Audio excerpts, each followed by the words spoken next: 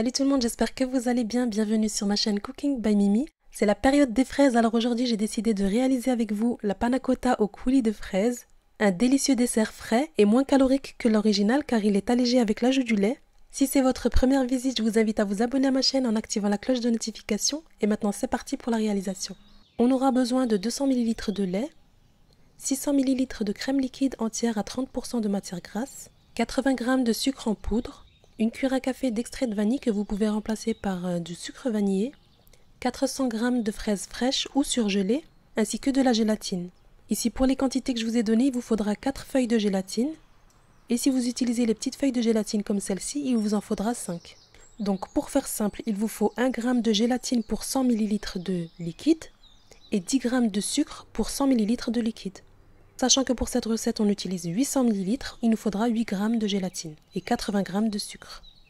Donc ici, tout d'abord, dans un premier temps, on va tremper la gélatine dans de l'eau bien froide, c'est important, et pendant à peu près 10 minutes. Donc immédiatement, on prend une casserole, on y verse notre crème liquide entière, on ajoute le sucre en poudre.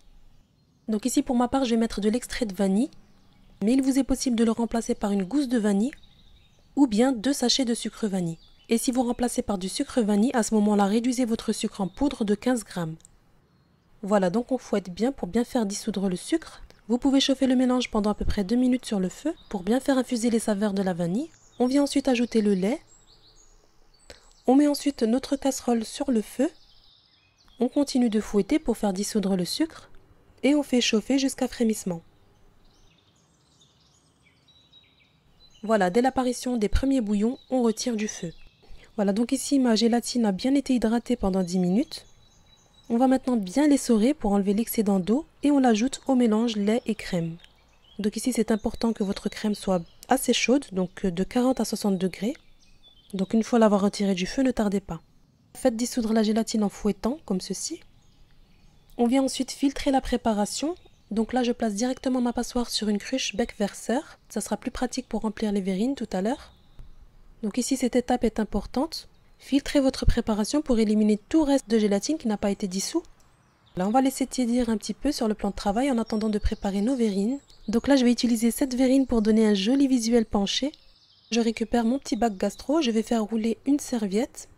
Je la place à l'intérieur comme ceci et je place mes verrines en les inclinant. Vous pouvez utiliser une boîte d'œufs ou bien un moule à cake, tout dépend de la taille de vos verrines. Ensuite, je remue bien mon mélange avant de remplir les verrines. Donc utilisez une cruche, comme vous voyez c'est plus simple pour ne rien renverser. Donc là, laissez-les refroidir à température ambiante avant de les placer au frais, minimum 3 heures. Mais sachez qu'une prise totale de la panna cotta est au bout de 10 à 12 heures. Donc ici, je vous conseille de préparer votre panna cotta la veille pour le lendemain. Donc comme vous voyez, c'est une recette très facile à réaliser. Sachant que j'ai doublé les quantités, je vais remplir encore d'autres verrines.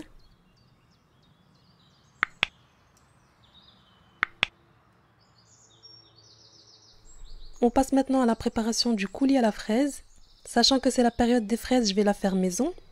Mais il vous est possible d'utiliser les fraises surgelées. Je vous avais déjà posté la recette sur ma chaîne. Si vous ne l'avez pas encore vue, je vous mets le lien juste ici, mais aussi en barre d'infos. Donc ici pour les fraises fraîches, vous aurez besoin de 400 g de fraises coupées en petits morceaux. Je garde quelques fraises pour la décoration. Je mets mes fraises dans une casserole et j'ajoute 25 g d'eau, 40 à 60 g de sucre, tout dépend de vos fraises, s'ils sont sucrés ou non, et une cuillère à soupe de jus de citron. Je mets ma casserole sur le feu et je laisse cuire 10 à 15 minutes à feu doux. Je viens ensuite mixer mes fraises.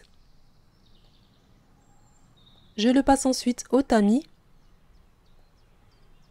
Et ici, pour obtenir une belle purée de fraises, je remets sur le feu à feu doux pendant à peu près 5 minutes tout en fouettant jusqu'à l'obtention d'un coulis épais. Laissez refroidir et placer dans un pot en verre jusqu'au lendemain. Et voilà, le lendemain, on obtient un coulis bien froid, bien épais. On vient verser maintenant le coulis sur les panna cotta en décorant de fraises ou bien de feuilles de menthe. Vous pouvez napper vos panna cotta de coulis de fruits rouges, de myrtille ou bien de caramel au beurre salé pour les plus gourmands. Un dessert simple à réaliser que l'on peut décliner selon ses envies.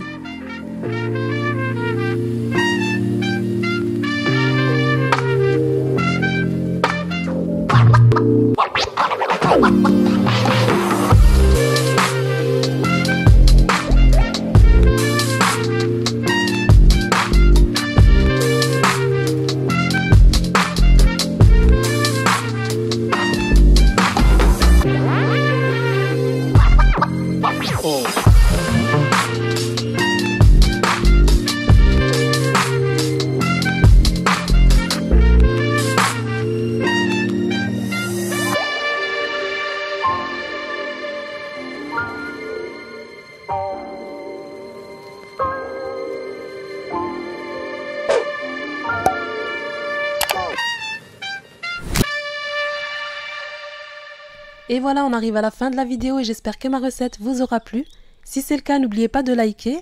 Vous retrouverez la liste des ingrédients en barre d'infos sous la vidéo. Si vous n'êtes pas encore abonné à ma chaîne, je vous invite à le faire en activant la cloche de notification pour être alerté lorsque je poste une nouvelle recette. Partagez-la à votre famille et à vos amis et moi je vous dis à très bientôt pour une prochaine vidéo.